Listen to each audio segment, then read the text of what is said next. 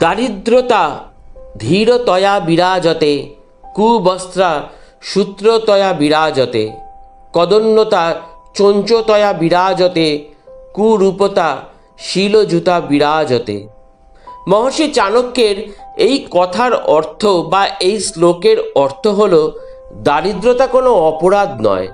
ভাগ্যের ফেরে কোনো মানুষ দরিদ্র হতেই পারে, কিন্তু সেই দরিদ্র ব্যক্তি যদি ধীর স্থির এবং শান্ত স্বভাবযুক্ত হয়ে থাকে, তাহলে তা অন্যের সমবেদনার কারণ হয়। অন্য ব্যক্তি বা ব্যক্তিবর্গের সহায়তা তার দারিদ্রতাকে মনে করিয়ে দেয় বারে বারে। সব মানুষ সবসময় সুন্দর বস্ত্র পরিধান করবে এমন কোনো কথা নেই। কোনো দরিদ্র মানুষের পক্ষে সবসময় সুন্দর সুবস্ত্র পরিধান করা সম্ভবও নয়, কিন্তু লোকসমাজে বের হতে গেলে বস্ত্রটি সুন্দর না হলেও পরিষ্কার পরিচ্ছন্ন হওয়া প্রয়োজন। ফলে বস্ত্র পরিষ্কার পরিচ্ছন্ন যেমন লোক সমাজের জন্য প্রয়োজন, ঠিক তেমনি ব্যক্তির নিজ মন ও সুস্থ মানসিকতারও প্রয়োজন।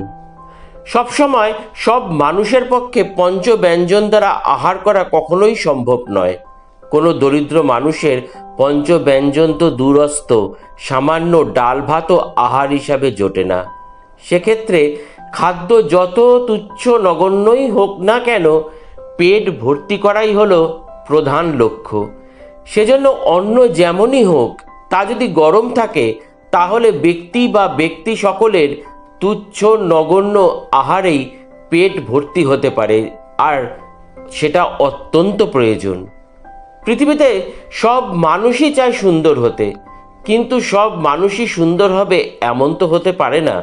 তাই জগৎ সংসারে আমরা অনেক কুৎসিত ও কদাকার মানুষ দেখতে পাই, কিন্তু কুৎসিত কদাকার মানুষটির মধ্যেও অন্তর বলে এক পদার্থ থাকে, তাকে সম্মান করতে হয়। তাই মানুষটি দেখতে কেমন সেটা বিচার্য নয়, বিচার্য হলো মানুষের ভিতরের মানুষটি কীরকম। ভিতরের মানুষটি অর্থাৎ ব্যক্তিটির মন যদি সুন্দর ও সহযোগিতাপূর্ণ হয়ে থাকে, তাহলে সেই কদাকার ও কুৎসিত বাহ্যিক রূপটিও আভ্যন্তরীণ গুণী ব্যক্তি হওয়ার জন্য সুন্দর হয়ে ওঠে। তো বন্ধুরা, যদি আমার এই ভিডিওটি তোমাদের ভালো লেগে থাকে, তাহলে অবশ্যই লাইক, শেয়ার আর সাবস্ক্রাইব করে আমার পাশে থেকো। আর আমাকে অবশ্যই লিখো তোমাদের আমার ভিডিওগুলো কেমন লাগছে, বা তোমরা কী ধরনের ভিডিও দেখতে বা শুনতে চাও। আজকের জন্য এইটুকুই। প্রণাম।